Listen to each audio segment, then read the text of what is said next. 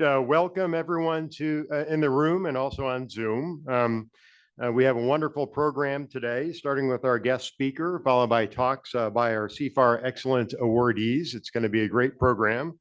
And so to start, I am honored and delighted to introduce my friend and colleague, Dr. Sarah Gianella, an associate professor in the Division of Infectious Diseases at UCSD, as our invited speaker today.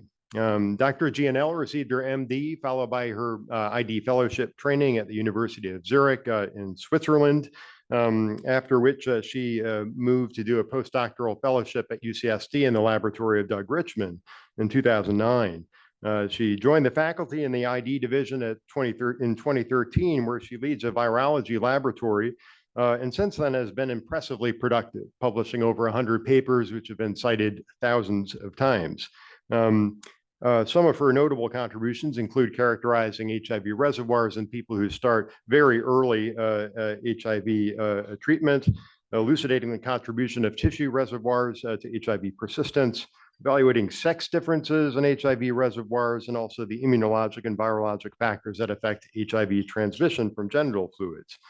She's also led the groundbreaking Last Gift study, where people with HIV with terminal illnesses contribute to HIV cure research at the end of life, leading to novel insights into the nature of HIV persistence in tissues, and also supporting collaborations around the world, including several colleagues here at UCSF.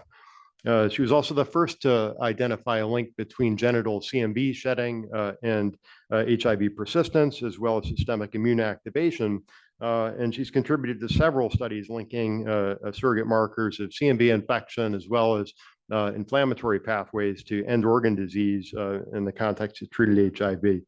Now, I've been fortunate to work with her on a clinical trial of letermovir, a CMV drug in the ACTG over the last several years, about which she'll talk today. I know her to be a passionate champion of team science, inspiring mentor, and it's been an absolute pleasure to work with her the last several years, and we're delighted to host her here today. So please welcome Sarah Gianella. Thank you. Okay, thank you so much, everyone, and thank you, Peter, for this introduction. That was amazing. And I'm really excited to be here and talk about one of my favorite topics, which is CMV. And I wanted to start, just give you like a minute introduction about my long-standing relationship with CMV, because I like to refer myself to a jack of all trades. As you heard from Peter, right? I do a lot of stuff and I really enjoy collaborative science. But really the one kind of topic that has followed me through my entire career since I started to do research is this working on trying to understand the relationship between HIV and CMV. And when I joined Doug Richman's lab at the end of 2009, like the first project that he gave me was try to measure CMV in semen and let's see how it affects transmission and HIV shedding. And so there was a lot of validation work. As some of you might know or might not, working with semen is not easy. There is a lot of inhibitory substances and it's sticky and it's hard to get sometimes. And so it took me a little bit to develop all of this assay. And then when it finally worked, I started measuring CMV like crazy everywhere. And this is why, I started finding all of this association, CMV and local immune activation and CMV and systemic immune activation and reservoir, and publishing all of this paper. And really like CMV got me connected with a lot of my mentors, collaborators, like, Peter, for example, and, this common passion that has followed me. And I kind of just took a snapshot of my PubMed publication over the last 13 years, where I got, 40 paper that somehow mentioned CMV. And then thanks to all of this work, eventually we did design 2 clinical trials, also 5383, which I will talk a little bit, also I will talk today, and then 5355, which is the CMV vaccine. So I don't know how many times in a lifetime you get to really do the science from the bench to the bedside, but this has been one of them. And it makes me really proud and excited to be able to, to move forward at every step. Okay, so talk about the background is that most people that have HIV are also co-infected with CMV. I will say probably over 95%. And what is interesting is that even people with HIV that are on suppressive antiretroviral therapy, and even if they have a conserved immune system and absolutely no symptoms, we know that they are still shedding CMV at mucosal site. This is one of my paper that we published where we basically measured replication of herpes virus in semen of longitudinal sample for the primary infection cohort in San Diego. And this is kind of a survivor analysis type where every time that someone we had the detectable viruses, like they went up, and you can see, let me see if I can. You can see that basically over time, over 1 year of follow-up, over 80% of all of the study participants had shedding of EBV or CMV in their semen. Sometime it was only one time, sometime it was multiple times, but it's definitely there. So, and less so for other herpes virus, but still, like I think herpes virus replication in the genital tract, especially in male, we know that it's pretty frequent. And we also know that this continuous replication of herpes viruses elicits and keeps the immune system engaged. And again, these are data from Louis Picker, where they showed that also in people without HIV, but in people that HIV even more, over time, a big proportion of CD4 and CD8 T cell end up being targeting for CMV. And here again, these are data from people without HIV, and it's about 10%, but we know that in people with HIV, it could go up to almost 50% of all T cells are specific to CMV. But CMV replication doesn't only affect CMV-specific T cells, but really there is a big bystander effect. And again, there are many papers that show this. It's one of our first collaborative paper, Peter, with Mike Freeman, where we compared some marker of immune activation and inflammation across group of people that were people without HIV, people with HIV with and without CMV. Obviously, finding people that have HIV and no CMV is very hard. So they had a cohort that they curated at Case Western, and then they were carefully matched. But you can see that people that have HIV but no CMV were almost closer to people that had no HIV in terms of CD8 T cell counts. And when comparing soluble markers, which included soluble TNF receptor 2, but it was not the only one, there was a significant increase in people with HIV and CMV compared to people with HIV and no CMV. And so this was not the only marker, but I am showing it here because we used this data then to design our clinical trial. And so based on all of this mounting evidence, we came up with this concept where basically HIV and CMV, they play together to impact the immune system, and based on bystander immune activation, reduced T cell repertoire, bystander inflammation, and all together might be a big contributor to health outcome, in particular in people with HIV.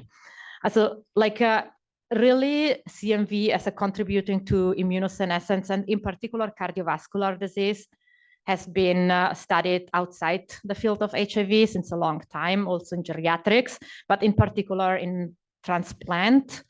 There are studies, and this is one of them, where they found that people that were on ganciclovir had a significantly reduced chance of rejection of heart transplant in this case, and vasculopathy. So again, a lot of data exists also outside HIV. But then going back to HIV and cardiovascular disease in particular, which is probably the most well-studied and the one where we have the most data. These are data from Priscilla Shu, coming here from UCSF, where they showed that there was a significant correlation between CMV-specific CD8 T cells and arteriosclerosis. Again, there are multiple papers out there, both looking at CMV IgG and T cell activation as a, you know, in an observational way and how they are associated with arteriosclerosis. There are also big epidemiological studies, this being one of them, where they compared non-AIDS event and AIDS event if people that were seropositive and seronegative for CMV. And there was a difference in non-AIDS event, and it was the strongest effect, again, was in cardiovascular disease. So basically, over time, there was mounting evidence that CMV was somehow associated with cardiovascular disease, but almost everything was observational epidemiological data, and it was just hard to make a connection. Is CMV a driver, or is it just a bystander? So Peter, in 2011, did this first study that was relatively small in size, and recruiting people with HIV. Not everyone was suppressed on antiretroviral therapy, but basically they got valganciclovir for 8 weeks. And then he followed them for another 4 weeks of valganciclovir, and then he measured a bunch of markers of T cell activation and inflammation. And this is part of the primary paper, where basically he showed that there was a less CD8 T cell activation in people that were randomized to the valganciclovir arm. And interestingly, this lower level persisted for at least 4 weeks after people were taken off valganciclovir. And I think that this was kind of the first evidence that, you know, we can prove that maybe CMV plays a role as a driver, not only like a bystander. And then he went back when we were designing 5383, measuring a bunch of other markers using plasma from the same clinical trial. One of them being soluble TNF receptor 2, but also CD163, CD14. And you can see that really there was a significant decrease on all of the marker.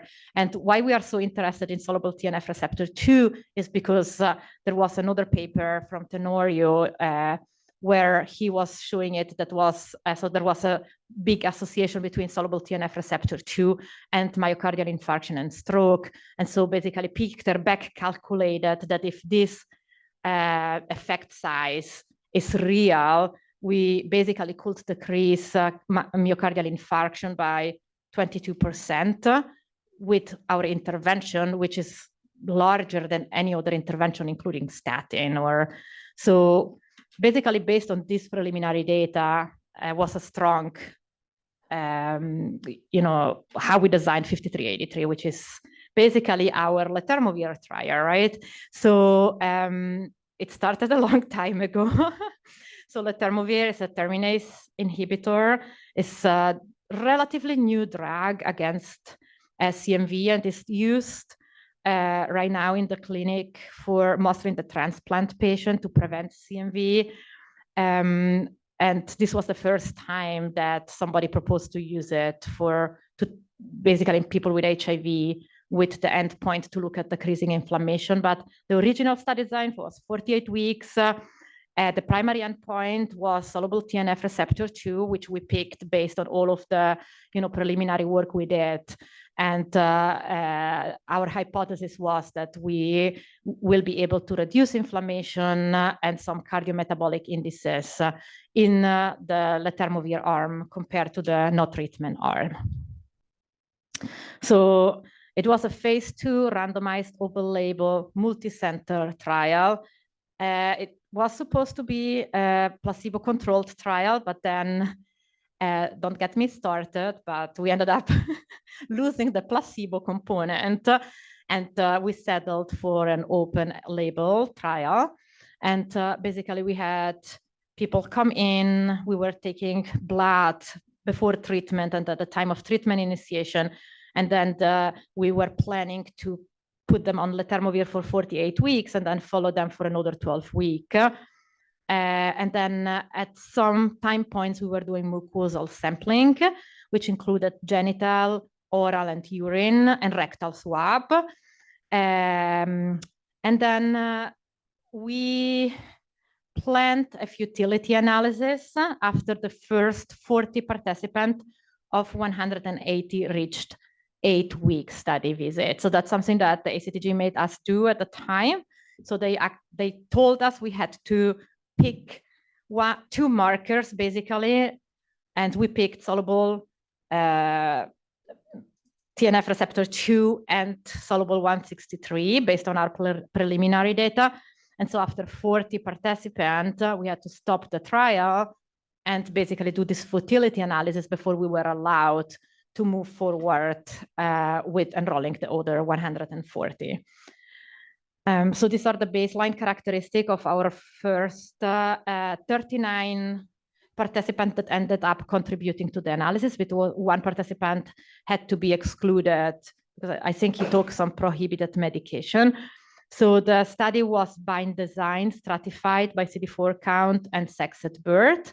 So we wanted at least half of the people to have low CD4 T cell count and 1/3 of the people to be female, assigned female sex at birth, because we hypothesized that there might be difference both in people with lower CD4 T cell, and there might be a sex difference as well. And we wanted to be able to at least do some analysis, some stratified analysis. So when we got the results of the futility analysis, it was heartbreaking to see that letermovir had basically no effect on soluble CD163, but it increased soluble TNF receptor 2 almost in a significant way, like the p-value was 0.059. So we had to meet with our safety monitoring board and ACTG leadership and dates, and the decision was made to interrupt the trial. We were able to negotiate, so we had to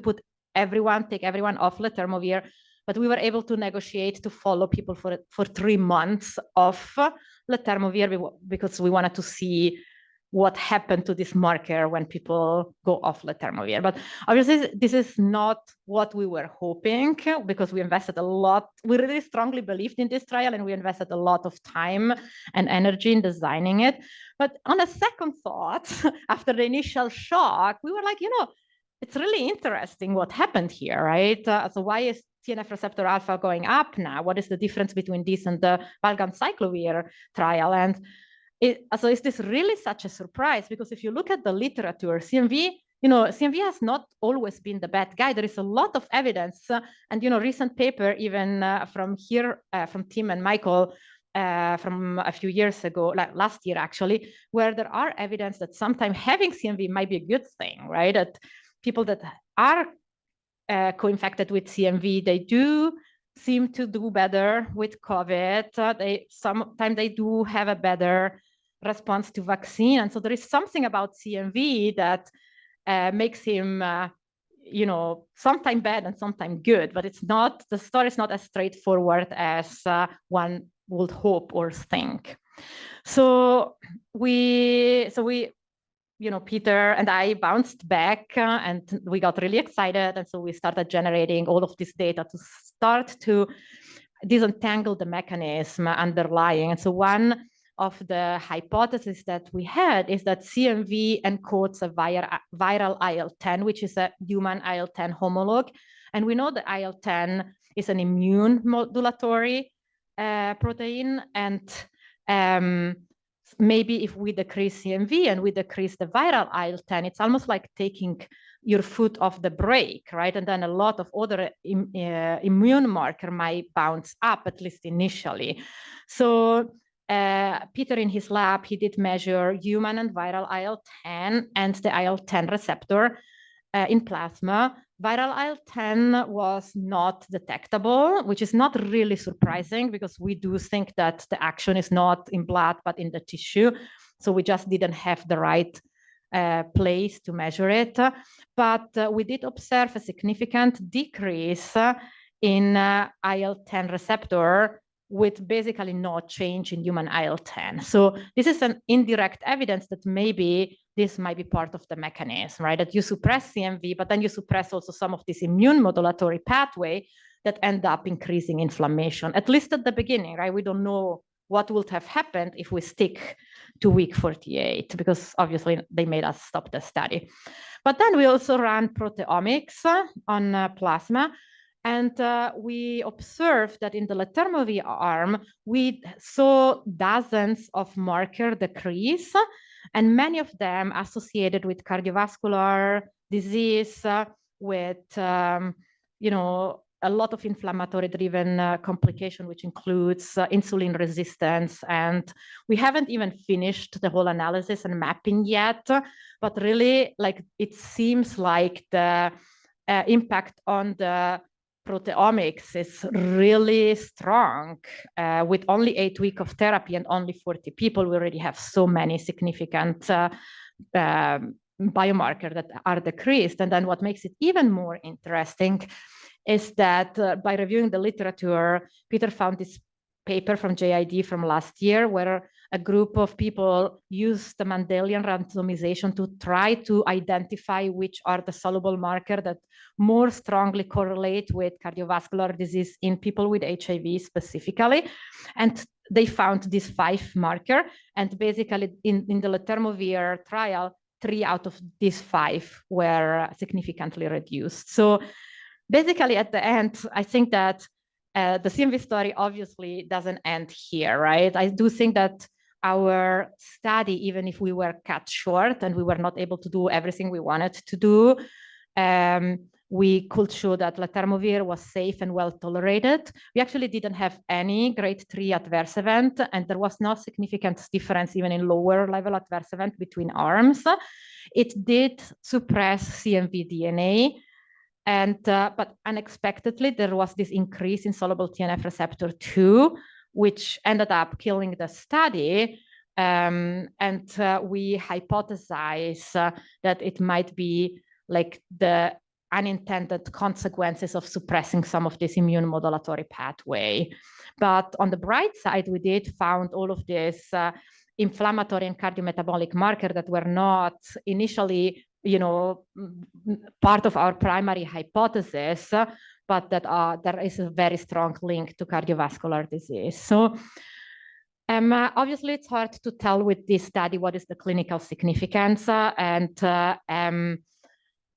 Peter and I already started conversation back to the ACTG, but also with Merck and with other parties at the NIH. I do think that we will probably have to go back to the drawing board and design another study. And really, we strongly believe that the CMV story shouldn't die here. We do think that CMV remains an important potential interventional target that we should keep addressing. I'm also looking forward to the results from 5355, which is my CMV vaccine study, which we are ending following people in November. So then we will generate all of this data. Obviously, we will generate the vaccine-specific data, but I also plan to generate all of this immune data because I'm really curious to see what happened when we elicit CMV-specific immune response to all of the other markers. Okay, and I'm always afraid to forget people when I write my acknowledgement slides. So I grouped them in obviously, but I do really have to say that Peter and David Smith, who is my mentor at UCSD, have probably been the most consistent partners in my CMV story over the last 10 years. And I wouldn't be, getting along I wouldn't be here telling the story about the clinical trial without Peter, who invited me to be part of 5383, and Davey, because we started 5355 together. And then, and obviously my lab that has been measuring CMV everywhere since 15 years. And I think that's done. So if you have any questions. Yeah,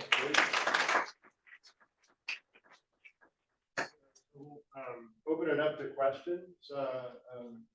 Yeah, Tim in the back. Well, I can talk loud, that's fine. There are people on Zoom too. Sarah, awesome. It's on. Fantastic talk. I was struck with the initial ganciclovir data that even after people came off, all of those inflammation markers remained low. Can you remind us again? I'm not as familiar with some of the primary endpoints in terms of, was shedding also decreased prolonged over time, or did you see kind of an upswing as well? Because I'm wondering if there's actually been a reduction in the total CMV quote reservoir unquote, or at least active portion of that reservoir that could. I'm just curious about the total CMV burden after that course. So that's what's your study, so you might answer that question because I forgot. Just as you were suggesting, Tim, it did actually remain suppressed for 4 weeks in the original study. And we saw the same thing in ours, the letermovir study. There was a persistent suppression of CMV DNA shedding for at least 4 to 6 weeks after we stopped. And we think that the immunologic effects of treating CMV may have the secondary effect of keeping CMV shedding and perhaps other herpes viruses at bay for some period of time. Perhaps by improving immune surveillance. So.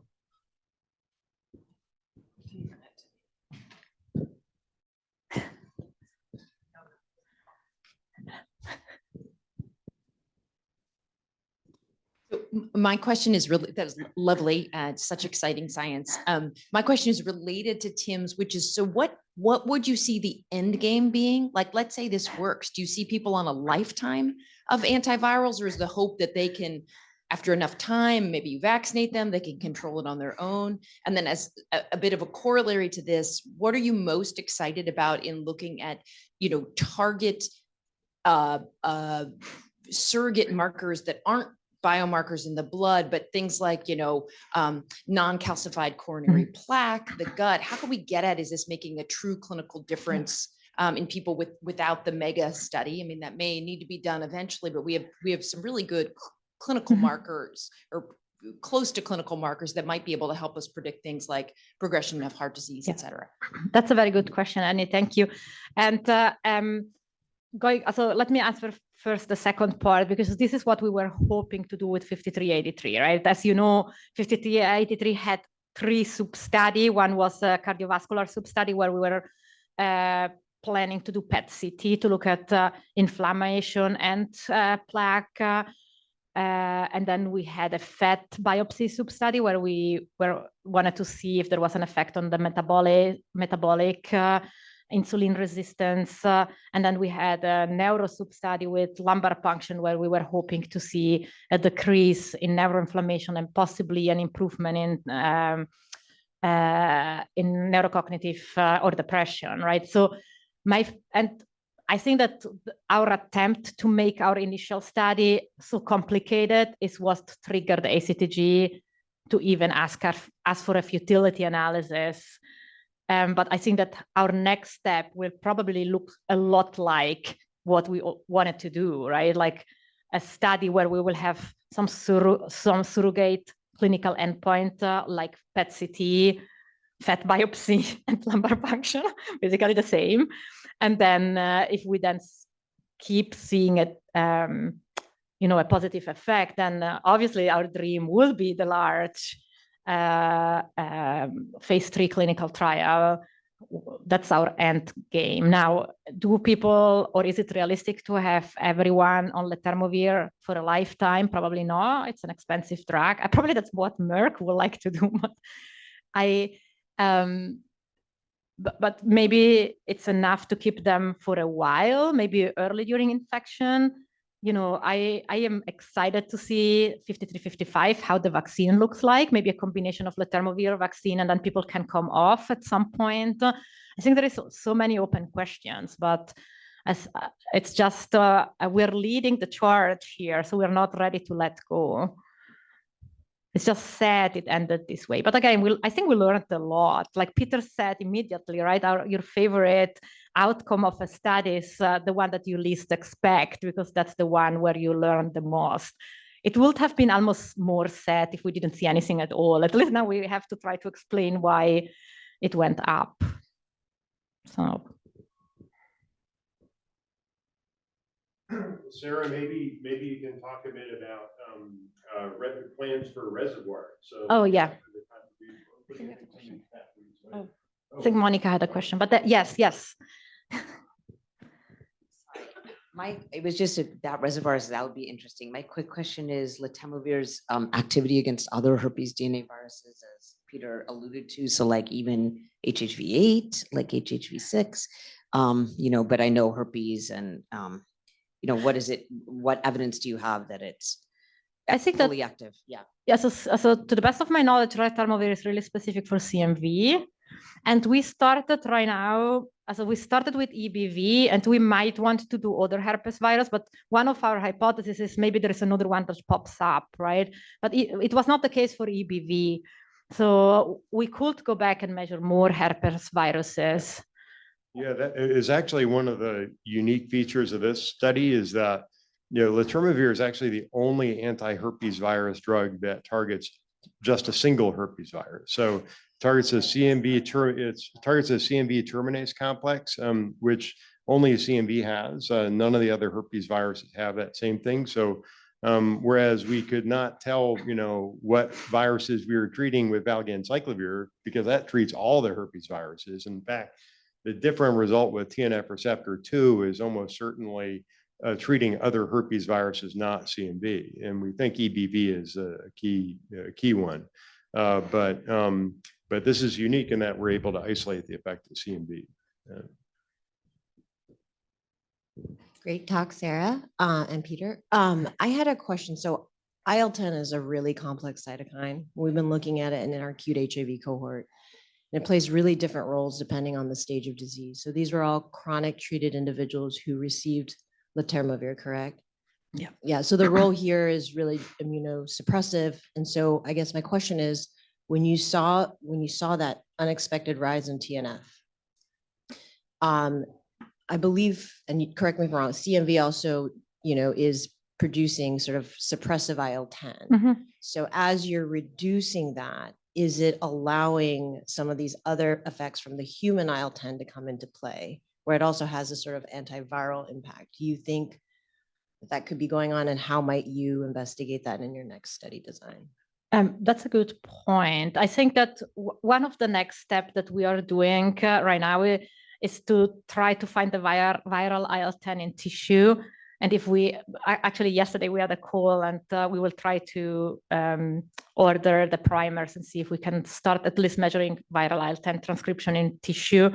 So we need to find where the viral IL-10 is, and then there we can probably start asking questions, because here, obviously in blood, everything that we see is indirect, so it's hard to tell. We could be doing in vitro study, which is definitely not something that I do. Maybe someone that has an in vitro CMV model can try to do it, but that's not really something. I think one thing that could be really exciting is, so you're trying to identify what CMV is expressing and what the host is expressing on the tissues. So there's a guy named Shizun Zhang, who I've invited a couple times. He has this really cool technology called Panini. He always comes with Panini? fun acronyms. But essentially, you can get sequences of viral and host spatially oriented. And that could really get at that question. And it also encourage you, if you can get acute infection tissues, right? I think you're going to have a really different story, because all the data that's come out in the monkeys and the cure research in chronic SIV is that higher IL-10 is bad. You have bigger reservoir size. And then we found the opposite in acute HIV, that in those first few weeks when you start on therapy, those people who had higher IL-10 actually had faster reservoir decay. We're trying to understand that, but if you look in the cancer literature and the autoimmune literature, it's actually pretty consistent what's been shown there. It has this sort of very different impact depending on which part of the stage and by tissue. Yeah, but it does make sense, right? It totally makes sense. Yeah. So, but it's like, the field sort of gloms to whoever's prominent and putting out the strongest story. But I think this is actually a really nice added bit. Yeah.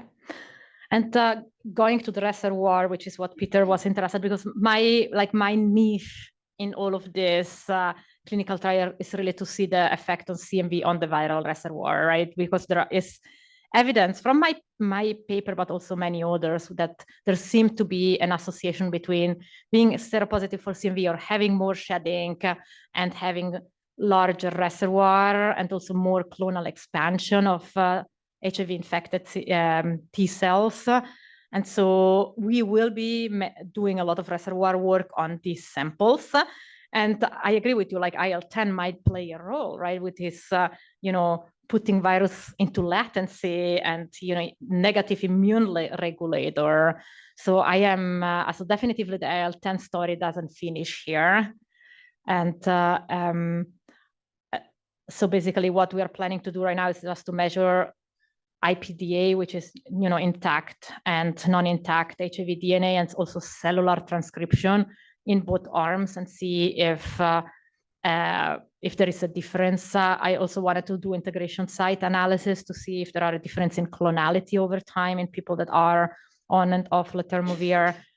And then we are already planning the next R01 now, where we would like to expand the story, yes, with tissues from last gift to see, measure CMV in the tissue and the reservoir clonality and all of the pathways in, in fat tissue, for example, or gut.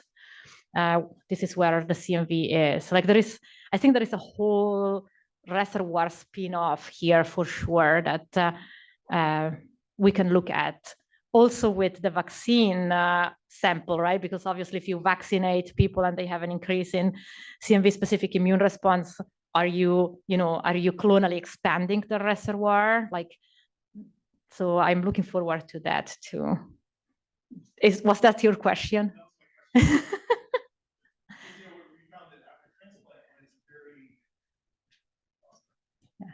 Yeah.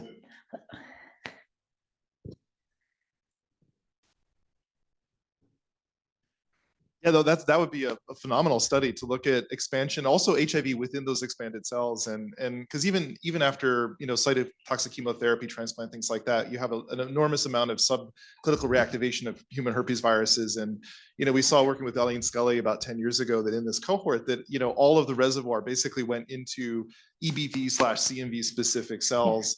As they expanded over time afterwards. I mean, it wasn't the most in-depth study, but that's what it looks like. And so it'd be fascinating to see with the vaccine, if you're actually expanding a part of that reservoir, that would be a really cool study. And also here too, just looking at, sorting on EBV specific T cells and seeing if they over time develop that. We're already running short at PBMC. Like yesterday, we were looking at the spreadsheet and I was like, we need more cells here. Yeah, and David, I don't know, he's not here right now, is a postdoc about that, actually has a whole DSP panel right now where he's put in the viral IL-10s for EBV, CMV, along with Peter. We also have all the different viral transcripts for EBV and CMV, along with HIV, showing different life cycle parts too. So if you're interested, he has that up and running now, so or almost, I think.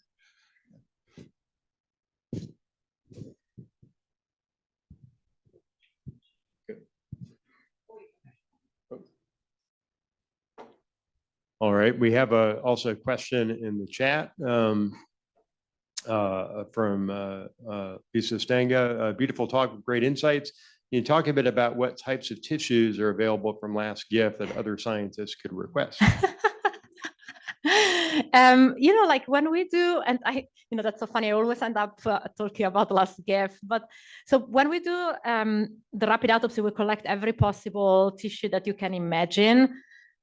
We usually exit the morgue with like between 1,000 and 1,200 tubes. And obviously, as you can imagine right now, we have more requests that we can fulfill in a lifetime, but we are open to all sorts of collaborations. So you can email me and tell me what you need, and we can try to work something out. There's a lot of people here that get tissue from Last Gift and do amazing work.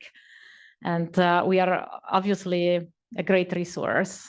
And, the quality of the tissue is very good. We send fresh tissue where people can sort viable cells, culture virus. We have, if people can work with SNAP frozen friscio, that makes our life easier because we already have a biorepository of SNAP frozen friscio. So that will be easier to accommodate. Fresh tissue right now, we're already sending like in 6 different places, and that's like a lot of work, like during the after like 6 hours of autopsy, then go back to the lab, separate the tissue, put them in package, wait until the courier comes. And so, but really you can request almost every tissue with the knowledge that brain, gut, and lymph nodes obviously are the most requested. So they will be more scrutinized.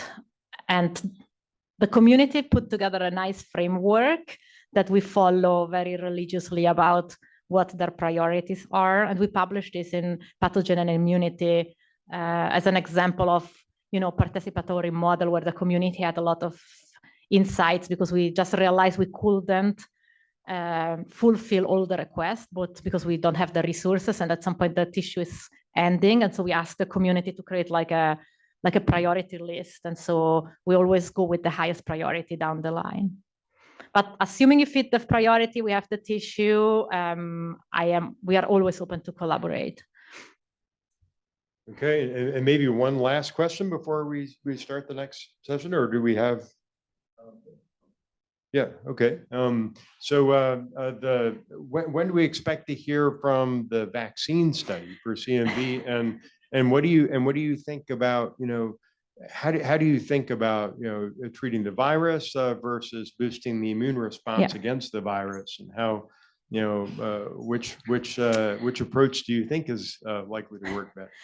That's a good question. And so in November 2024, the last study participant should hit week 48. This is the moment we will have access to the sample and start generating the data. I'm excited about the vaccine study, but obviously always a little bit worried about, if you look at all of the data of CMV and cardiovascular disease, it seems like the immune response plays a big role.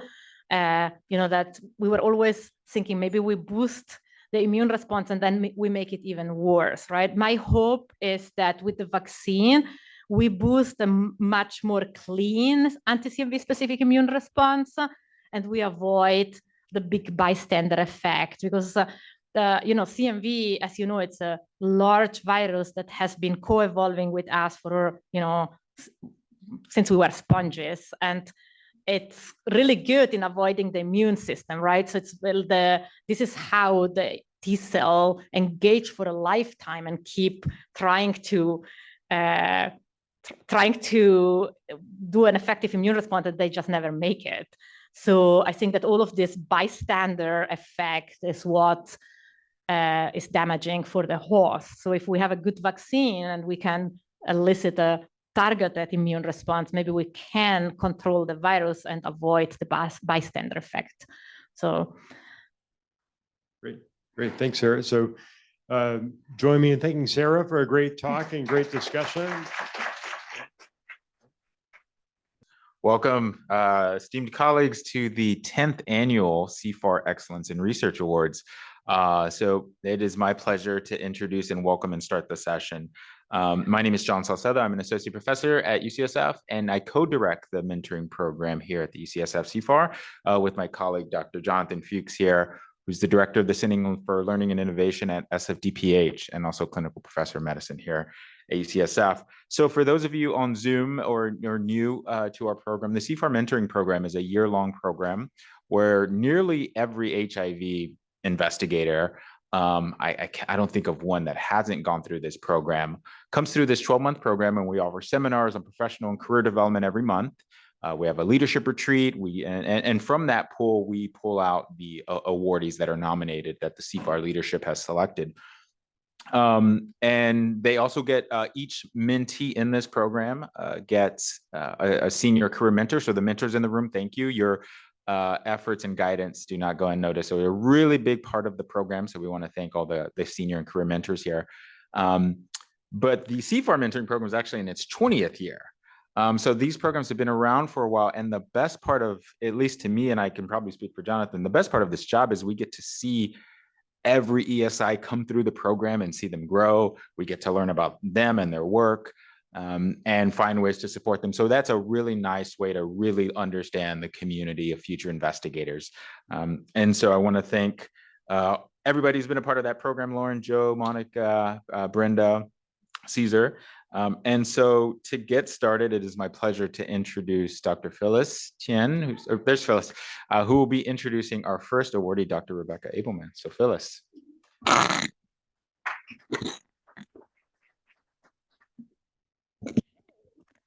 All right. So I don't know, Rebecca, do you want to come up?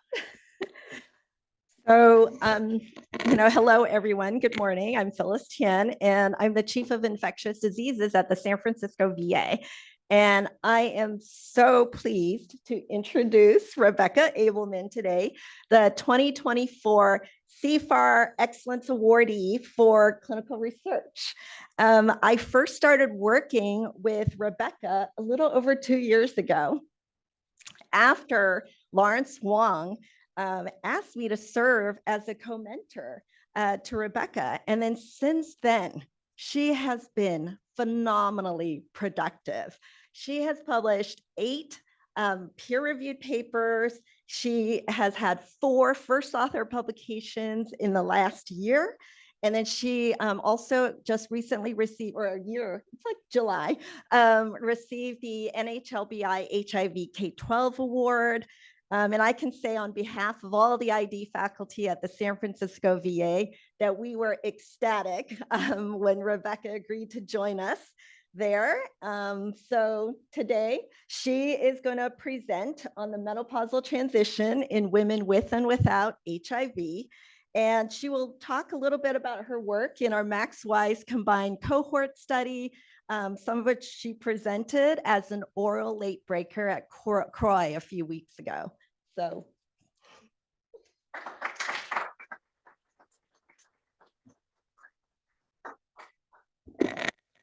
So much for the kind introduction, and thank you so much to the CFAR leadership for this incredible honor. So I'm very excited to be talking about menopause today. So for some of you who haven't thought about menopause in a while, what is menopause? What is the menopausal transition? So menopause represents the permanent cessation of menses or menstrual cycles due to the complete depletion of ovarian follicles.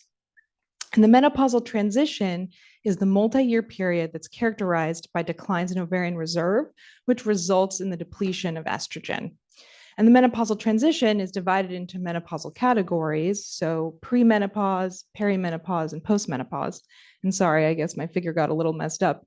But you can see here that these are the categories here. And this is how we think about the different categories based on some of the symptoms and some of the endocrine related changes, which I'll talk about in a minute. So the transition to menopause is associated with changes in body composition as well. So menopause has been associated with increases in BMI, body mass index, as well as visceral adiposity in the general population. And lean mass loss, so loss of things like skeletal muscle mass, also occurs across the transition to menopause. These changes in body composition begin to occur in perimenopause, the multi-year period that occurs between premenopause and menopause, which makes it a key time of study and important when thinking about potential prevention or intervention. So why is it important to study menopause in women with HIV? So in the US, over 50% of women with HIV are experiencing the transition to menopause. Women with HIV may experience menopause at earlier ages, and both HIV and self-reported menopausal status have been independently associated with higher comorbidities, which includes increases in visceral adiposity, as well as cardiovascular disease, among other things. But progress in the field of menopause and HIV has been stymied, and a lot of that has been because of challenges in studying menopause in women with HIV. So the reason for that is because the current gold standard in the general population is a validated self-report menstrual status survey, which is called the STRAW Plus 10. But studies have repeatedly found that self-report is not reliable in women with HIV, and that's because many women with HIV have irregular menstrual cycles and prolonged periods of amenorrhea due to chronic illness. It also makes it difficult to determine when the perimenopausal phase is. So in light of this, an objective biomarker of ovarian reserve is needed to accurately determine menopausal phase in women with HIV. And we believe that anti-Mullerian hormone, a biomarker of ovarian reserve, is a very appealing biomarker to help us determine menopausal categories in women. So anti-Mullerian hormone is a biomarker of ovarian reserve that is stable across the ovulatory cycle. And in women with HIV, it's been shown to be a strong predictor of the age of the final menstrual period. And when undetectable, represents entry into the late perimenopausal phase. So if you look at the figure on the right, above is the reproductive phase or normal menstrual cycle. And you can see that there's many fluctuations in a lot of the hormones. And I'd want to bring your attention to the orange line, which has the arrow here, and that's anti-Mullerian hormones. You can see that it remains stable across the ovulatory cycle.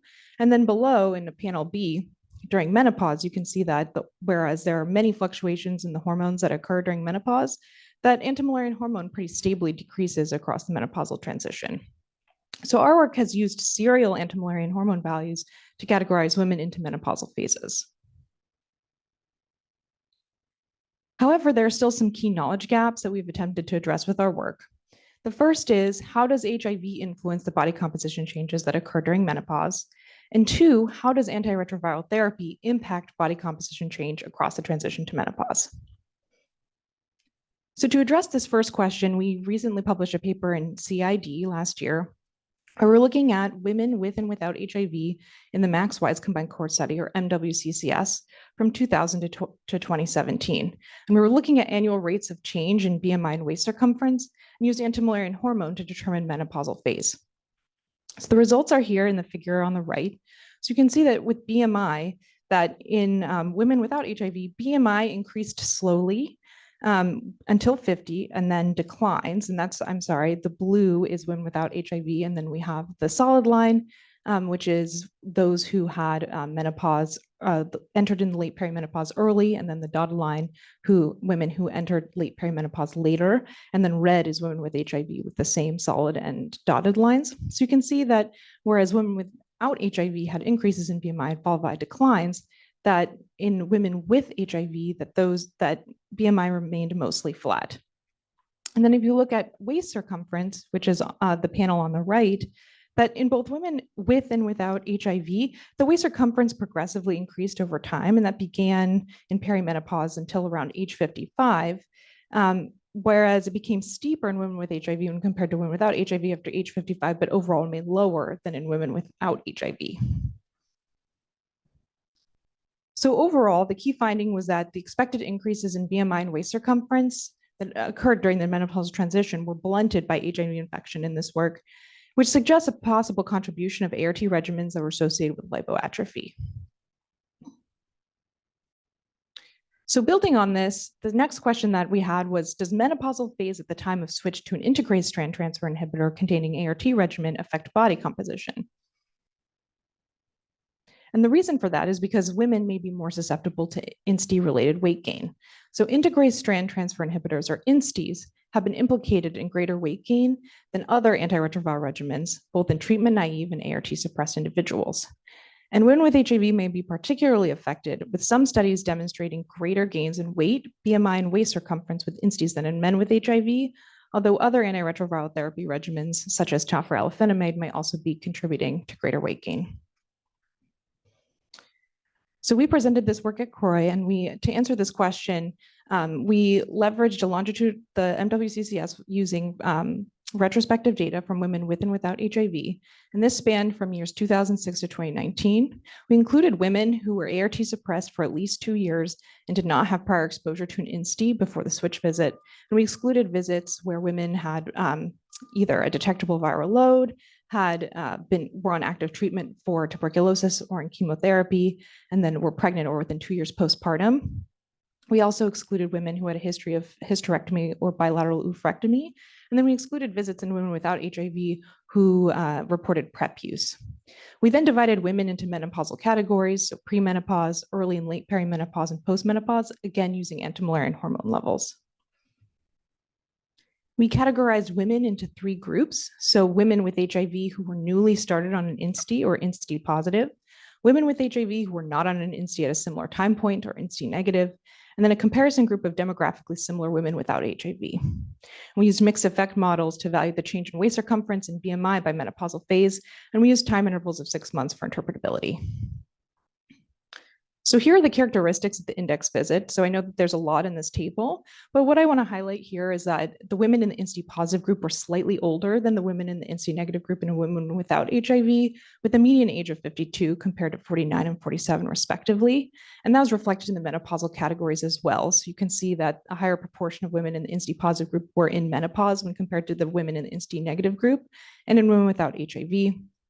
And then looking at HIV-related factors and other antiretroviral regimens, you can see that a higher percentage of women in the INSTI negative group were on TDF compared to women in the INSTI positive group, and were on efavirenz at the time of the index visit when compared to women on the INSTI positive group. Now I'd like to bring your attention to the figure on the right. So above is waist circumference and BMI is below. Orange is INSTI positive, blue is INSTI negative, and gray is women without HIV.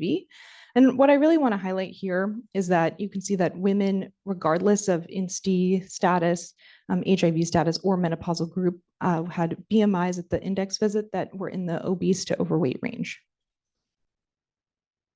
So here are the results of the adjusted analysis. So this is waist circumference trajectories by menopausal phase. And the table below has the point estimates, and this is the change in waist circumference per 6-month intervals. First, I'd like to bring your attention to the figure on the left. INSTI positive is orange, INSTI negative is blue, and women without HIV is gray. And you can see here that regardless of INSTI use, that women with HIV had linear increases in waist circumference when compared to women without HIV. Whereas in late perimenopause, you can see that in the INSTI positive group that there were accelerated increases in waist circumference until month 41, followed by declines. Whereas in the INSTI negative group, there were small linear increases when compared to women without HIV. Menopause, the menopausal phase had similar trajectories, they just aren't shown here for the sake of time. And here are the BMI trajectories by menopausal phase. And again, the table below has the point estimates, and that's change in BMI per 6-month interval.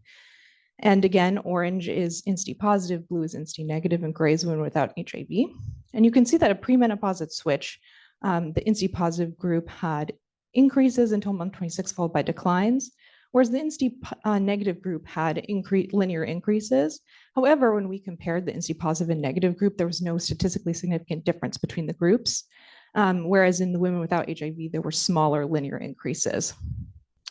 At late perimenopause switch, however, similar to the waist circumference trajectories, you can see that in the INSTI positive group, there were accelerated increases in BMI until month 37, followed by declines, whereas there were small increases in the INSTI negative group when compared to women without HIV. And again, similar trajectories were seen in the menopausal phase, which are not shown here. There were some limitations to this analysis. So we examined INSTI as a drug class rather than by individual agent. Unfortunately, we overall had small numbers of women on TAF-containing regimens. We did perform a sensitivity analysis that was limiting to women on TDF, and the findings appeared similar. Similarly, there were differences in efavirenz exposure in the INSTI positive and INSTI negative group. We did perform a subgroup analysis limiting to those who were not on efavirenz, and again, the trajectories were similar. So in summary, the key findings: switching to an INSTI-containing regimen during premenopause was not associated with accelerated gains in waist circumference or BMI, but switching to an INSTI-containing regimen during perimenopause and menopause was associated with early accelerated increases in waist circumference and BMI.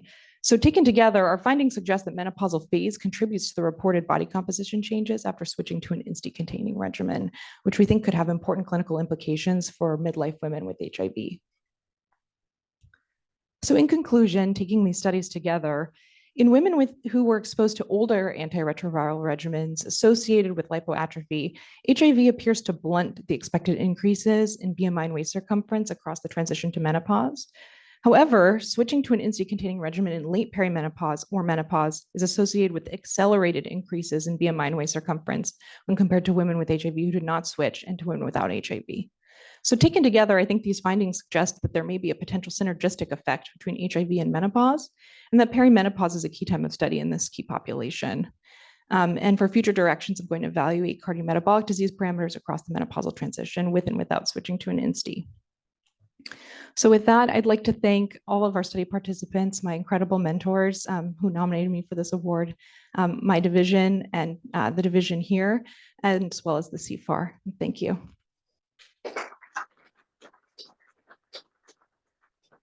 Great, thank you so much, Rebecca. Questions for Rebecca? That was a great talk and great work. It's really so interesting, the INSTI weight gain in women and why it would be not pre and then peri, because I think you saw probably according to that Dravarine observational analysis in OPERA, and the weight loss that was associated with the switch Dravarine, which they didn't actually say in the poster, but I talked to them, seemed to be most around perimenopause, menopause, the weight loss. And so it seems like there's something very interesting about weight and that transition. And I don't know if you have any postulation of taking people off and INSTIs and TOF of the perimenopause period, and maybe us being more alert to that time. Yeah, I think that's a really important point. So I think for Doravirine, I don't have a good sense as to why that would just the removal of the INSTI. Yeah, because I think there was some in vitro data that was at CORE of 2023 that was looking at a potential synergistic effect between INSTI use and estrogen. So I think that might be a potential mechanism when thinking about why this might be occurring. But I think that I think this work is compelling when thinking about patient-centered decision-making when starting women on an INSTI in the perimenopausal period. I think further studies and something we're interested in looking at is women who are on an INSTI before the menopausal transition and what happens to the waist circumference and BMI trajectories, because I think that may be a different course than what we were seeing in this study here. But I think it's an important area of study. Awesome talk, Rebecca. Can you go back to that figure where you showed the perimenopause and you had this downturn, but you said it wasn't statistically significant in the premenopausal? Oh, So sorry. first question is, what do you think is causing the INSTI group to do that? And I see here in your asterisk, you fit a linear mixed model, but could it be that that's real? And if so, one, could you model it using nonlinear modeling? Number two, if it's real, what do you think might be going on? Yes, and I think what was happening with these models that were not, so we looked at, and this is what's in the table below also, which I didn't have time to go into in terms of the statistical approach, was that some of them were polynomial. So when they were nonlinear terms, we did polynomial modeling. So that is partly probably why there is that appearance in the trajectories. However, I think BMI overall is challenging when thinking about looking at what happens across the transition to menopause.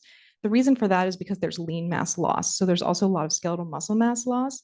So I think even if there is a slight accelerated increase in premenopause and BMI, some of that may also be from muscle mass changes. So I think the waist circumference is actually probably a better metric when trying to understand what's happening. Other questions? We're a little ahead of schedule, which is great. So other questions for Becca? With that, all right. Well, I want to congratulate you, Dr. Abelman. Thank you so much. I'll pass it over to Jonathan. Great. Well, for our next awardee, I'm welcoming Dr. Monica Gandhi, director of our CFAR, to introduce Jennifer Velosa, Dr. Velosa, for her presentation and awardee for the sociobehavioral excellence in sociobehavioral science. So thank you. Monica, without further ado. It's really my privilege to introduce our next awardee, who is Jennifer Velosa. Jennifer came from the University of Washington, but she's currently an assistant professor in the Division of Global Health and Infectious Disease Epidemiology here at UCSF. She received her PhD in 2019 from the University of Washington, Seattle, being mentored by those like Connie Kellum and Jared Baton, mostly in working in HIV prevention in adolescent girls and young women. Then she did a postdoc at UW, more in the field of implementation science, worked and was awarded a K99R00 and was recruited here to UCSF.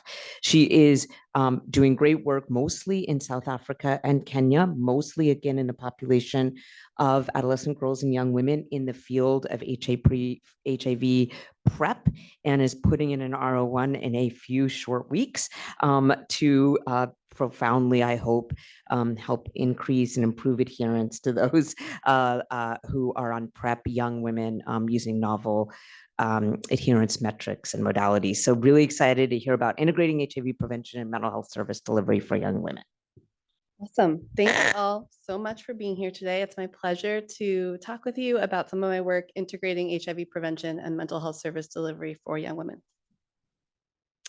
So my overall career goal has really been to advance the delivery of effective HIV prevention and mental health interventions, particularly for this adolescent population. I consider myself mostly at the moment an implementation scientist, although I do have training in behavioral science and epidemiology. And I'm currently affiliated with EpiBiostats and with CAPS as well. So as everyone in this room already knows, there's an incredibly high burden of HIV in sub-Saharan Africa. And in 2019, there were over 800,000 new HIV infections in the region, and this represented 43% of the global total of new infections. In sub-Saharan Africa, adolescent girls and young women, shown here in the dark blue circle, also represent a disproportionate burden on this population, and that's compared with other regions where different key populations are more vulnerable to HIV. Adolescence is also a really critical time for the onset of common mental disorders, and this includes things like depression and anxiety. This figure is showing disability-adjusted life years for women in sub-Saharan Africa related to depression, bipolar, and anxiety disorders. And what you can see is that starting around age 15, there's a dramatic increase in DALYs due to these conditions, and that's the typical age of onset for common mental disorders. Now, I've worked in a number of PrEP clinical trials and implementation studies for the last decade or so, and across all of these studies, what we have seen is really high burdens of depression, anxiety, as well as traumatic stress symptoms among young women who are at risk of HIV and who are seeking daily oral PrEP. Importantly, depressive symptoms also really persist over time in this population. So in one study called HPTN 082, we enrolled and provided PrEP to over 400 adolescent girls and young women. And alongside PrEP, we provided really rigorous adherence counseling. We had regular clinic visits.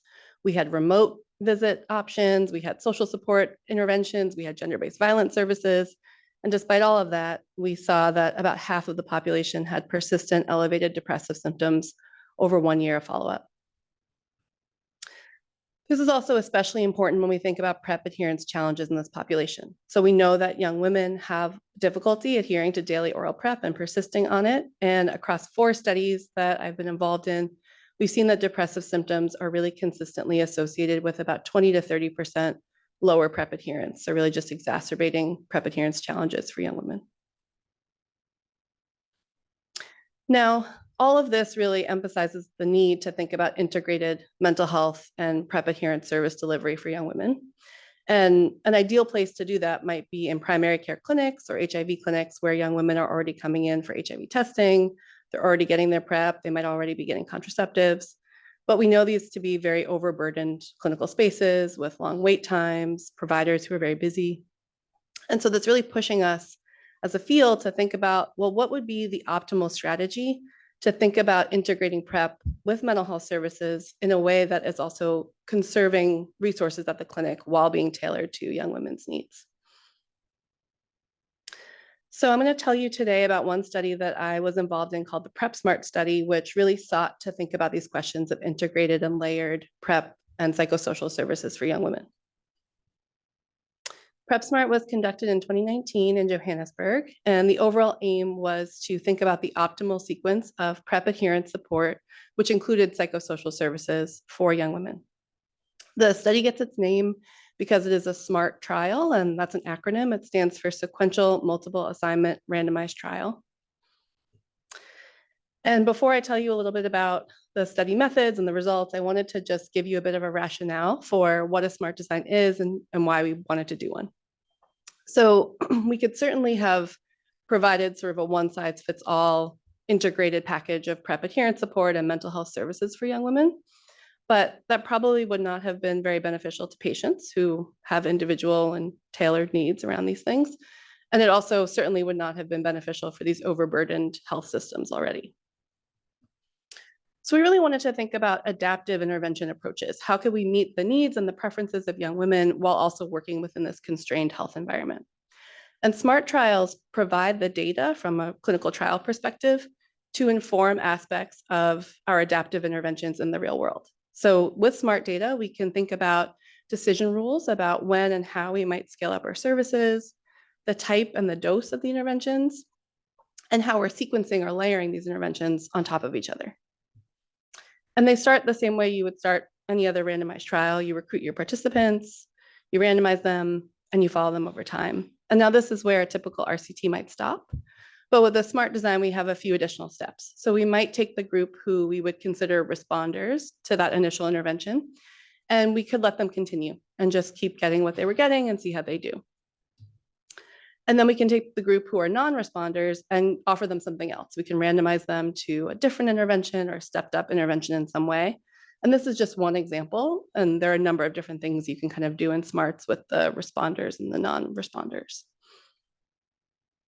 So in our PrEP SMART study, we started by offering what we consider to be light touch interventions to all adolescent girls and young women that could address both their PrEP needs and also some psychosocial support needs. So young women either received weekly two-way SMS, these were automated messages asking how they were doing, and they could respond. And then if they needed support, a provider would contact them. Or they were in WhatsApp groups with about 20 of their peers, and that was a way to get some social support and talk about issues of PrEP, but also general life stressors happening for them. For our second stage interventions, we reserved the kind of more expensive, more time-consuming counseling approaches. So we had two different kinds of counseling. The first was called drug level feedback, and this is where we drew participants' blood, tested the level of PrEP in dried blood spot samples, and then at a subsequent visit, reported the results back to them in a motivational counseling sort of way. And then the second approach was monthly visits, where they would get cognitive behavioral therapy-based counseling with a focus on depression and stress, healthy relationships, stigma, and alcohol and substance use. And this was all layered on top of standard of care PrEP services and standard of care mental health services that included routine screening for mental health conditions and referrals as needed. So in this study, we enrolled young women and randomized them to one of those two mHealth interventions and followed them for 3 months. Those who did not respond, and we considered non-responders to be those with low PrEP adherence based on tenofovir diphosphate levels, or those who missed their visits, they were then re-randomized to one of those two more intensive counseling interventions. And those who did respond just kind of continued to receive their primary mHealth intervention. And our primary outcome was tenofovir diphosphate measured at month 9. So we screened 401 young women. We enrolled 360, and half were assigned to two-way SMS and half to WhatsApp. We had 91 responders in the two-way SMS arm and 105 in the WhatsApp arm, and 85 non-responders in SMS and 70 in WhatsApp, and those folks were subsequently re-randomized. And retention was between 65 and 88% across all arms. At enrollment, the median age was 21, 36% had never or rarely used condoms, and 24% had engaged in transactional sex. 31% had a curable STI, and about half had experienced intimate partner violence or had depressive symptoms. Of our 360 young women enrolled, we retained 78%. If you could see the nice orange bars, you would see that about 94% were on PrEP and 62% had high PrEP adherence at their month 2 visit. And then at month 9, we retained 78%, 89% of whom were still on PrEP at month 9, and 27% had high adherence at month 9. So we conducted 3 primary analyses. The first one was looking at the effect of those primary mHealth interventions on PrEP adherence at month 9. And our outcome was PrEP adherence using tenofovir diphosphate categorized around 700 femtomoles per punch. So we saw that in the 2A SMS group, about 20% of participants had high adherence compared with 18% in the WhatsApp group, and that difference was not statistically significant. And then in our second analysis, we looked only among the participants who had been re-randomized to those counseling interventions.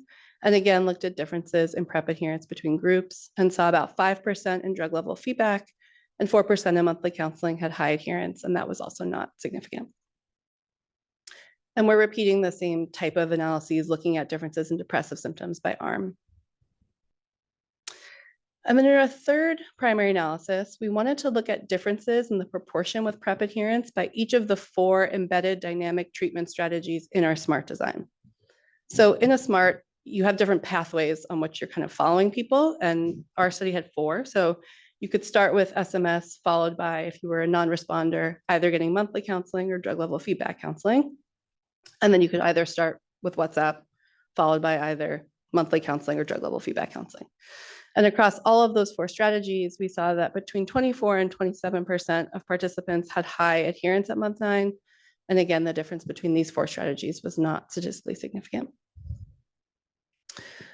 So in this study overall, we did not see any statistically significant differences between intervention arms or dynamic treatment strategies on PrEP adherence, though we are again looking at differences by depressive symptoms now.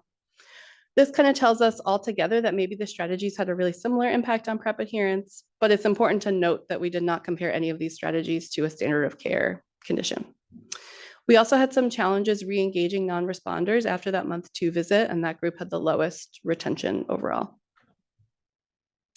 But encouragingly, I think even though this was a very complex study design, it was really feasible as a way to explore differentiated models of PrEP adherence stepped support alongside psychosocial services for young women.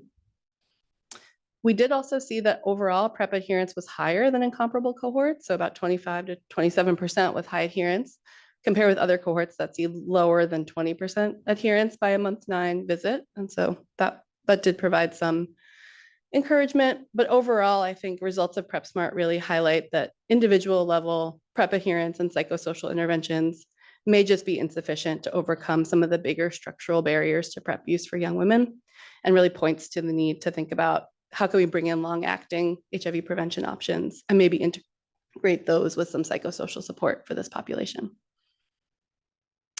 And I want to just close by highlighting some next steps in my work and some future research opportunities. So you might have realized that in PrEP SMART, we didn't restrict our sample to young women with depressive symptoms or any symptoms of common mental disorder. And we were also sort of providing more general psychosocial support. We did have a CBT-based counseling option, but sort of generally we were providing bolstering strategies around social support and psychosocial support for young women.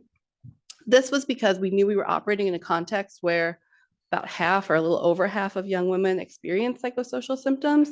And we also wanted to address more minor issues that were coming up and maybe even think about preventative options that could treat and deal with some of these depressive and anxiety symptoms before they become kind of fuller blown problems. But in my ongoing K99 R00 grant, I'm looking to enhance the implementation of an evidence-based depression intervention that is specifically for young women with PrEP adherence challenges in South Africa who also have more moderate depressive symptoms.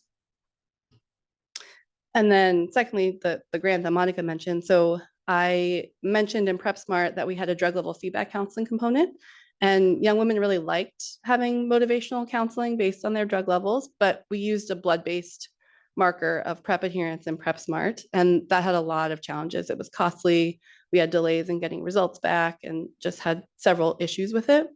And so I'm submitting a grant in May to look at a newer model of drug level feedback counseling using a urine point of care assay that Monica Gandhi and Matt Spinelli and folks developed to see if that could address some PrEP adherence challenges for young women.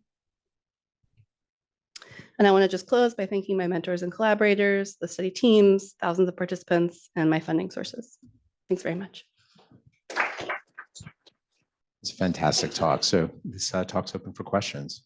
I'd love to start. First, I'm really interested in, you alluded to the kind of individual level versus thinking about other structural interventions, potentially group level interventions. So I'm curious, in looking at the WhatsApp social, using that kind of social structure, what was the uptake of that like? And were you able to look at differential uptake of that? So those who were using it more frequently, did you see potentially increased adherence and Yeah. engagement? That's a great question. So the idea for WhatsApp came from a prior study that we worked on, HPTN 067 and the Partners Demonstration Project, where we had in-person WhatsApp or in-person support groups.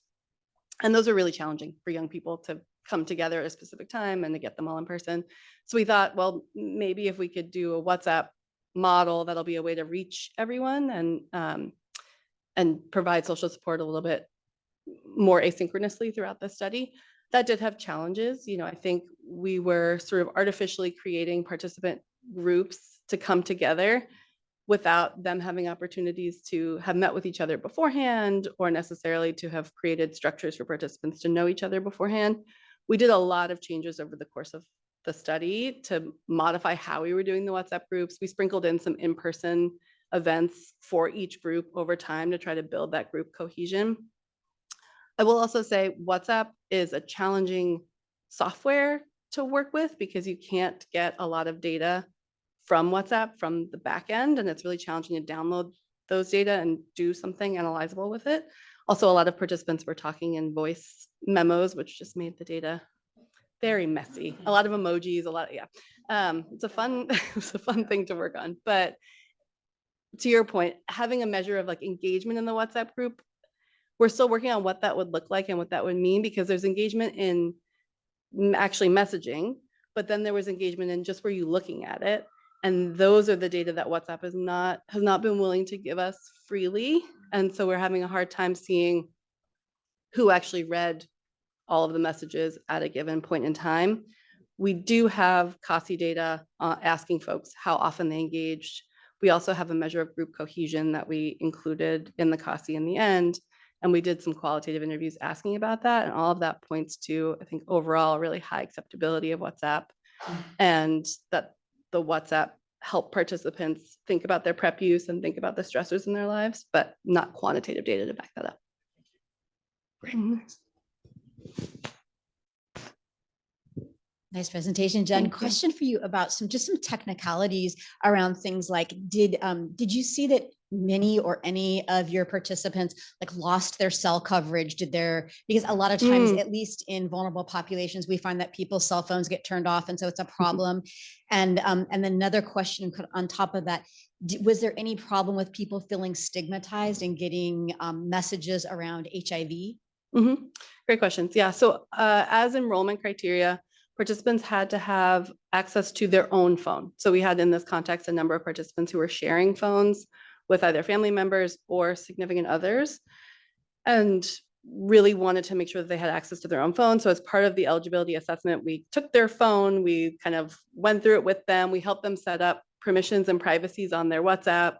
We helped them if they wanted to put a pseudonym on their WhatsApp or change their picture on it, they could do all of that with the study team at that initial visit. We did have a number of social harms related to a partner getting access to their phone, looking at their WhatsApp, a partner taking their SIM card out, switching SIM cards. So there were a lot of protections that we had to build into place throughout the course of the study to kind of deal with those issues. And those things definitely came up. But, you know, I think given how we recruited for the study, how we talked about the study, and the focus we did put on participant privacy around their phone and having a secure phone, we didn't deal with too many other issues around concerns with stigmatizing messaging on their phone or worries or concerns about engaging in a WhatsApp chat on their phone, but certainly that could be a generalizability issue for this work going forward. Yeah. Did you have another question to answer? Oh, the phone. Yes, so there's load shedding in South Africa all the time. And so if folks didn't have charged phones prior to load shedding, they would not have access to their phones for a day-long period or however long. So that certainly happened throughout the course of the study. But we did provide data and SIM cards to folks, so they generally have pretty reliable access otherwise. Yeah. Great talk, Jen.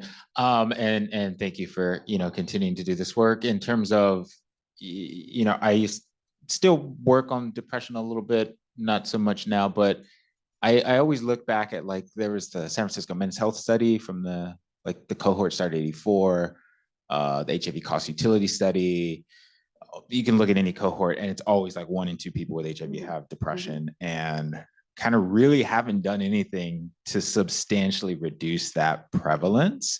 So you mentioned, you know, addressing some structural issues, and I'm still rattling with this question. Like, how do you think about, obviously people need individual support, and like, I think a cynical view that I've heard is like, well, you know, it's just new advances, treatment, long acting, like that takes care of that, but nothing takes care of the depression. And so I'm wondering how you think about structural interventions, and then sort of within sort of an individual level kind of approach. That's a great question. So one thing I just want to say to the beginning of your comment, you were talking about a couple cohorts of people living with HIV and 1 in 2 prevalence of depression. The thing that's so striking about this work is that we're seeing that same prevalence among young women not living with HIV, coming in seeking PrEP. And I think a lot of people kind of aren't almost attending to that background rate just in the population in general and thinking about it that way. And it does speak to this kind of cause and effect bidirectional relationship between HIV acquisition, living with HIV, and mental health conditions. And then as far as, you know, structural versus individual level interventions, I think at a base level, and this is what we're seeing with my K99 work, you know, the standard of care is often not even happening in a lot of places. So at a structural level, I think that's an easy low-hanging fruit that we could do a lot better at. In my K99, the standard of care in South Africa is screening and referrals as needed. And because it is our standard of care in our trial, we are actually kind of making sure it's happening, and it wasn't happening before. And young women have seen that as an intervention in and of itself, just to be asked about their mental health and just to get a referral and be told, hey, you can go someplace, we have support for you, there's a social worker available or a counselor to talk to. So I think there's some structural work to happen on just having basic care and services provided in contexts where there are folks to do referrals. And then the other quick thing I want to just mention is for the K99, one of the things we're doing is group level economic empowerment intervention in the back. So they have individual level problem solving and CBT based counseling sessions. And then they also come in for group-based economic empowerment sessions where they work on resumes, they work on school loan applications or job loan applications. And that has been one of the most well-liked, and also I think from seeing preliminary data, one of the kind of most powerful pieces of the intervention at helping to address some of these common mental disorder symptoms that we're seeing. Yeah. Oh, is there time?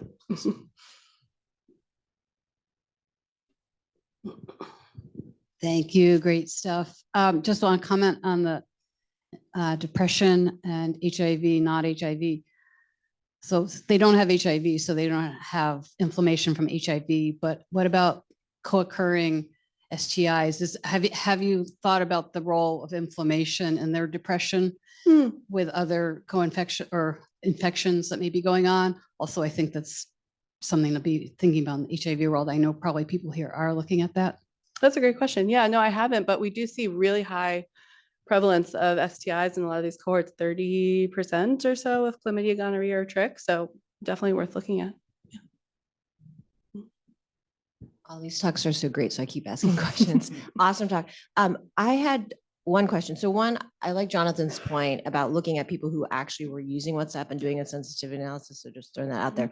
But the other question I have, this seems like such a great, fairly large number cohort where you could learn a lot. And so have you thought about working with groups or using some sort of AI, for example, in your new grant, if you can actually provide a phone, which kind of gets around some of the issues you talked about in that they had to have their own phone. And if there's a way, instead of going through WhatsApp, you could actually work with groups or people who are actually going to take that sort of conversational aspect of having some kind of chat platform that could just be like homegrown or something small.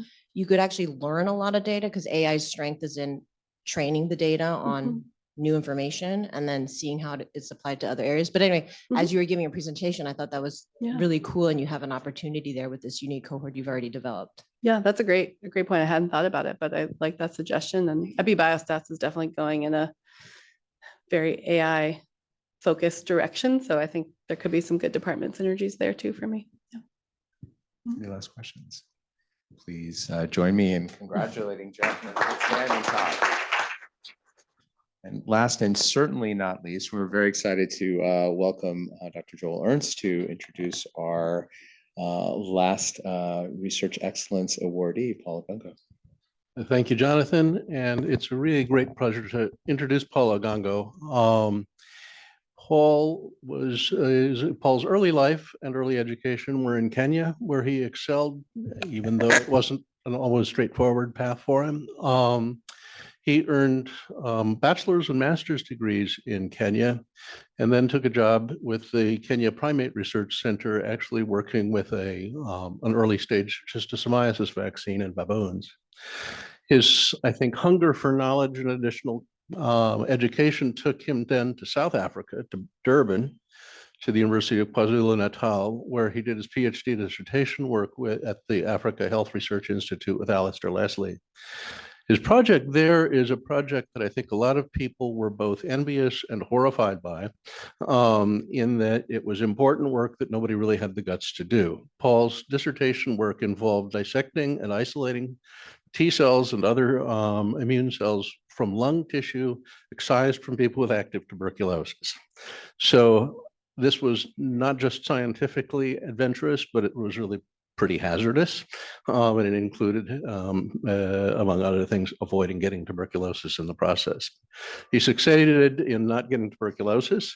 He also succeeded in producing really truly unique and valuable information with 2 first author papers in the Journal of Clinical Investigation.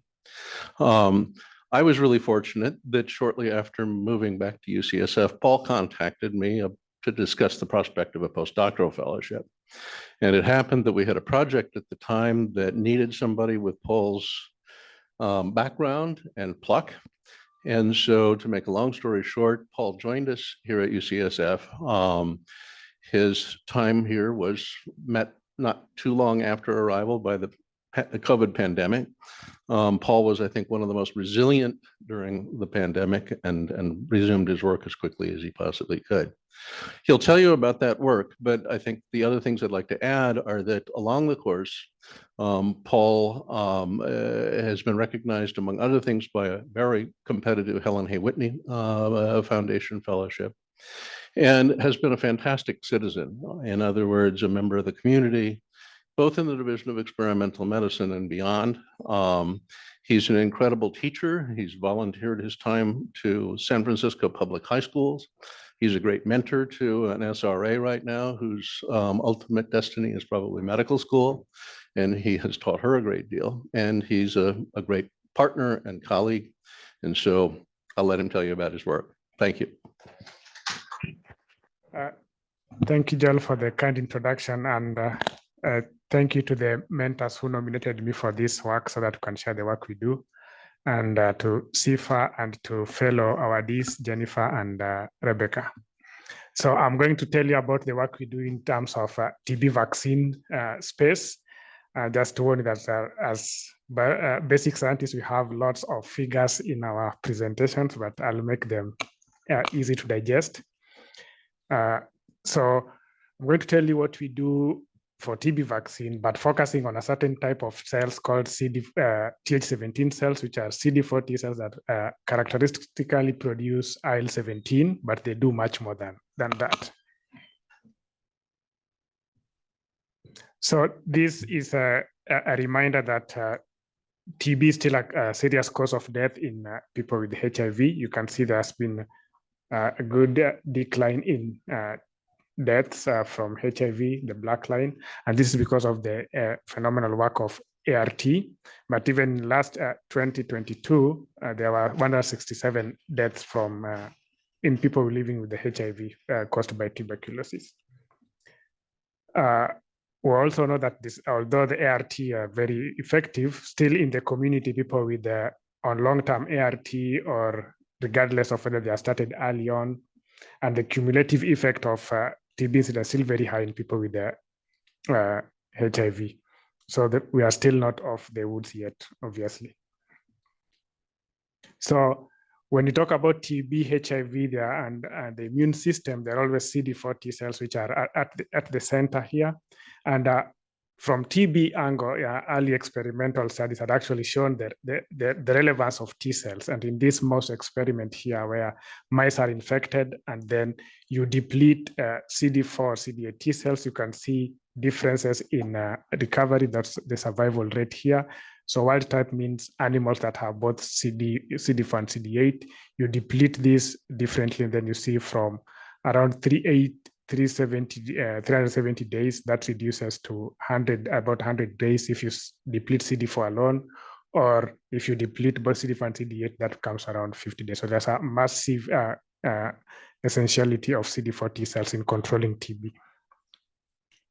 In humans, I think the clearest evidence came when these studies like this one, we showed that there is an inverse association between CD4 cell count. So as you lose CD4s due to HIV, there is an increase in incidence. And people in this audience are conversant with this figure that as you manipulate the viral load by treatment, then you can have a boost in your CD4s and the interplay in there. So up to here, CD4 T cells are essential for controlling TB, but CD4 is also depleted, or the depletion of CD4 is a hallmark of HIV infection. So I told you Th17 cells are a type of CD4 T cells that produce IL-17, and they can do much more. And just to summarize is that what we have found in the TB field that across species, Th17 cells can control TB in infection experiments, or in TB vaccine studies across species, again, where vaccines that confer better protection also induce Th17 cells. And in human clinical studies, there are two excellent studies that demonstrated this. The first one is a study from South Africa, where adolescents who are exposed to TB were recruited, then followed over time. Then based on those who progressed to TB disease or controlled the infection, they found that there was a decline in the Th17 signature in progressors. And when you compare the risk score, that is the likelihood of getting TB, and T cells that produce IL-17 response to BCG stimulation, you find there's also an inverse relationship. So showing that you lose Th17 cells, and then they have an increased risk of getting TB. In another study in Peru was also done, the similar setups are also a follow-up or a household contact study. But in this study, the individuals who progressed were sampled 4 years, around 4.5 years later, and then different T cells were analyzed. And then they found a module of Th17. Those are Th17 cells that were still significantly decreased in the people who progress. So suggesting that even if you treat people for TB, you don't reconstitute all these cells. And in work that Joel mentioned in South Africa, we had this cohort where you get fresh lung tissue and you can compare blood and lung. Then when looked in terms of that's the total lung cells, there's no difference in frequency of IL-17 producing cells in blood. When you look at the total lung cells, you can see there's a trend towards a decline. But the beauty of this work is that we were able to use cell surface markers and then define cells that are resident in the lung. We call the tissue resident T cells. And then if you compare now the production of IL-17 in this subset, we found a significant decline in IL-17, especially cells in quadrant 2 and 3. These are the lung tissue resident T cells. When we stimulated those lung cells with TB-specific response, so just looking at whether they are TB-specific, we found there is enrichment of these IL-17 producing cells in the lung compared to blood. And importantly, we found that when we compare TB-specific cells in the lungs compared to plasma IL-1 beta, which is a marker of severity of disease, there is an inverse relationship.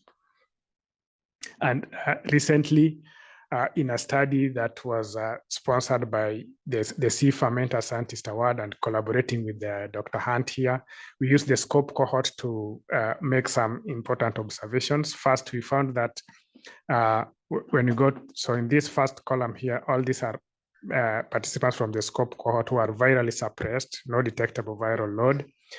And then you just measure IL-17 or interferon gamma. We found this tendency towards having, you are more likely to detect IL-17 than interferon gamma in this population. And in this other part is the same SCOPE cohort, but they were people who were recruited when they were TST negative and then across follow-up, they developed or they converted to TST, so as a mark of TB infection or TB exposure. And then we still found the same thing, that you are more likely to get IL-17 responses. But we took a different approach because we know ability to produce IL-17 is not all that Th17s do. So we used well-known cell surface markers to unbiased, in an unbiased way, define Th17 cells because they're different categories. So we ended up with two categories. We call the subset 1 and subset 2. And there's also a subset that is Th1, so they behave like Th1 and Th17. What we found was that HIV significantly depletes subset 1 here and the Th1 star, while there was no difference in the other two subsets, subset 2 and the Th1s. So that's showing that HIV infection differentially depletes certain types of Th17 cells. And then now we used our production of alpha just to confirm whether these cells can produce IL-17. And what we found, what was surprising, was that the Th1 subset, Th17 subset 1 significantly produced IL-17 compared to subset 2. And this is just showing you that it's difference when you measure CMV specific or SAB specific. So SAB is the Staphylococcus enterotoxin booster polyclonal stimulation. And of mutual interest of Dr. Hunt and Dr. Ernst was that how metabolism of tryptophan can affect Th17 cells. We found that these cells, Th subset 1 and subset 2, are inversely affected by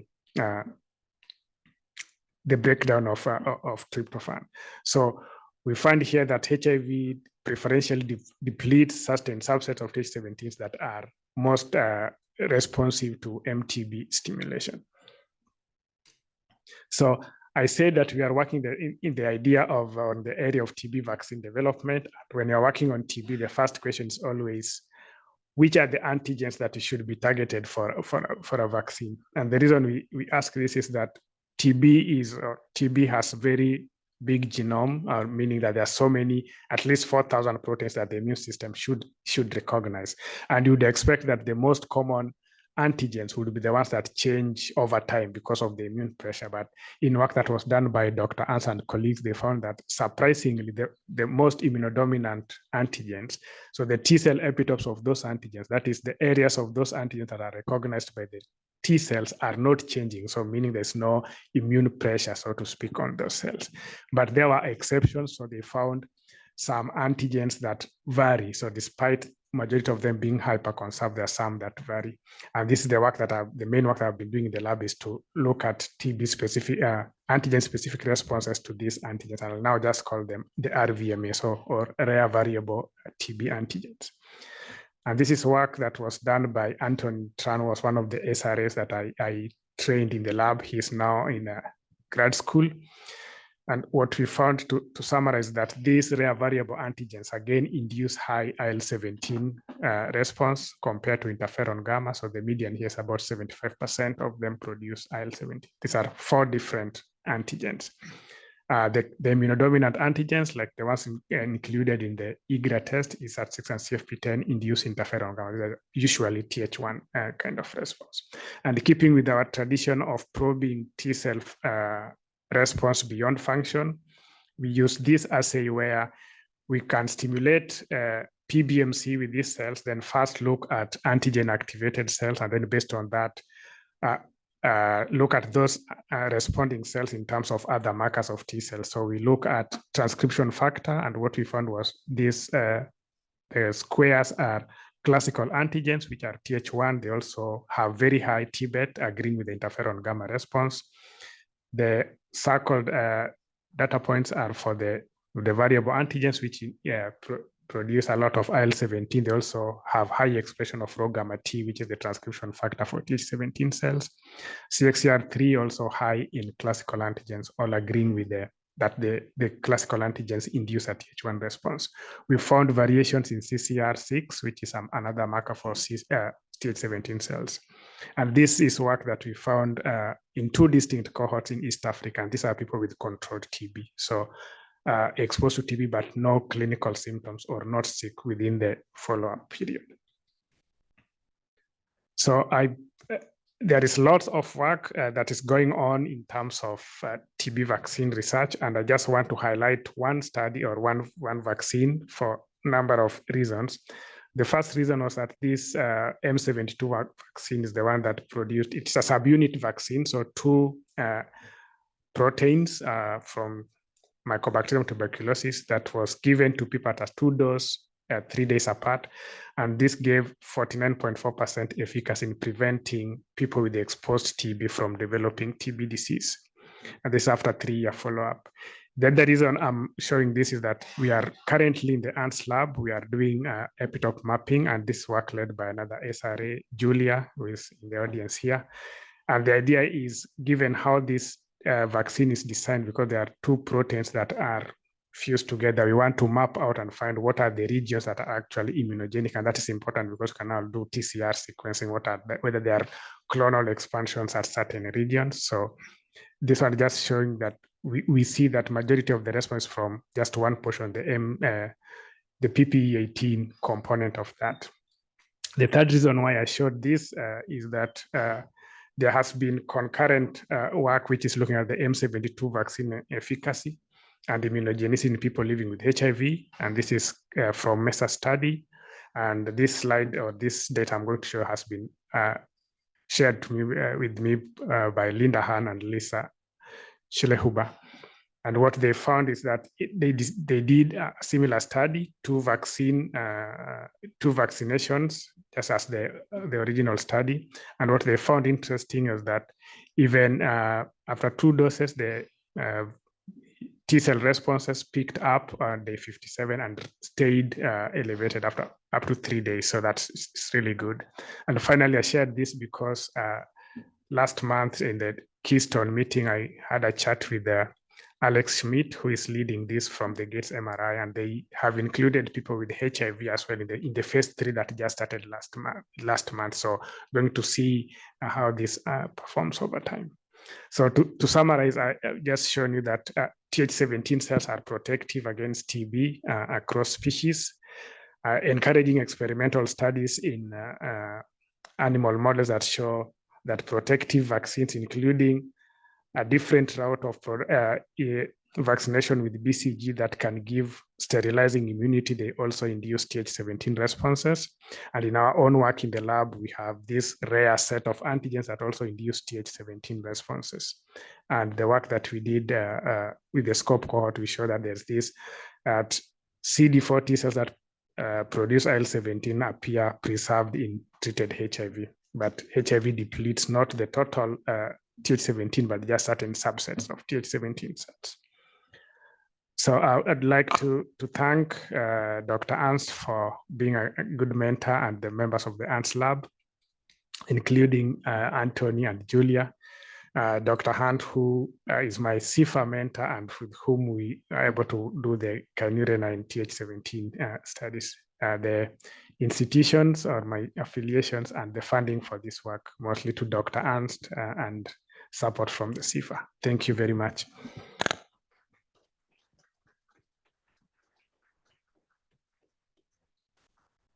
Wonderful talk, Paul. Questions for Paul?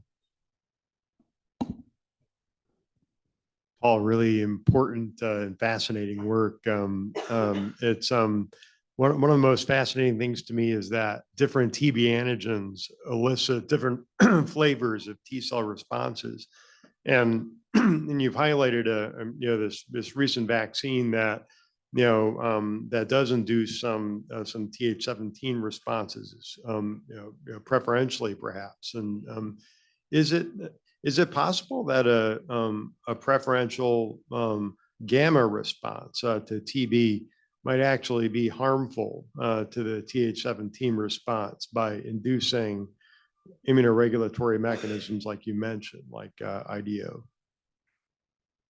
Yeah, so it's possible because there is what we see is that IDO is one. If we look at the lung granuloma, there's lots of IDO at the center of the granuloma, which keeps off cells that are important around. So there's a regulatory role there, and there are other cells that have shown if you block IDO, then there is better penetration of T cells into the granuloma core. So that's actually a possibility that what's happening, there's too much interferon gamma that induces other responses that hinder protective Th17 or other flavors of T cells.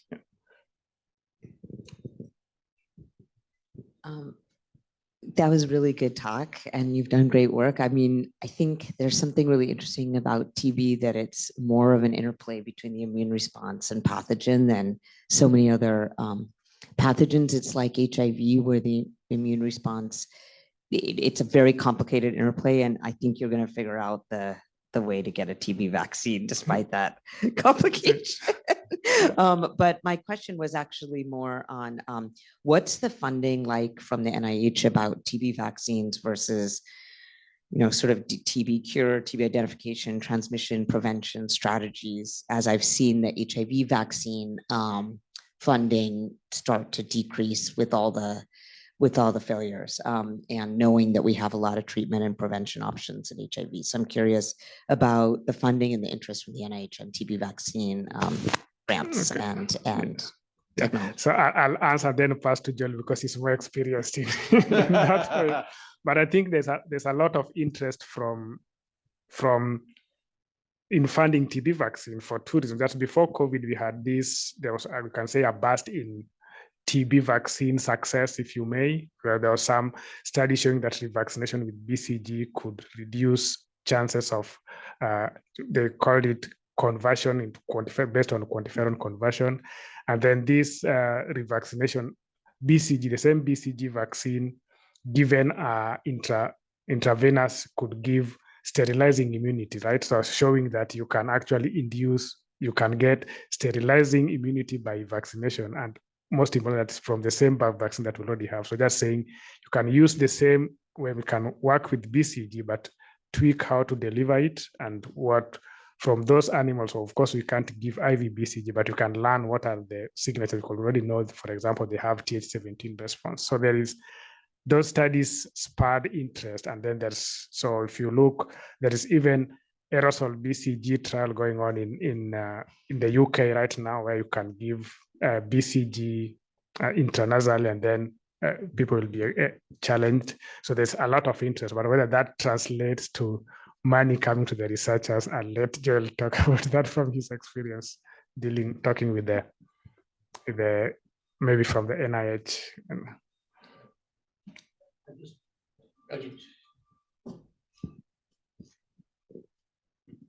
Maybe two comments on the relative funding between for TB versus HIV. First comment is TB funding is getting better. Second comment is that if you were to plot a comparison on a bar graph, you would have to make it a logarithmic scale, because if it was on a linear scale, the TB bar wouldn't actually be visible. And so I think we actually have a lot to give Tony Fauci credit for, because I think several years ago he appreciated that TB, even though it's semi-invisible in this country, is a major global problem, including with people living with HIV. And so thanks to his efforts, TB funding has gotten better.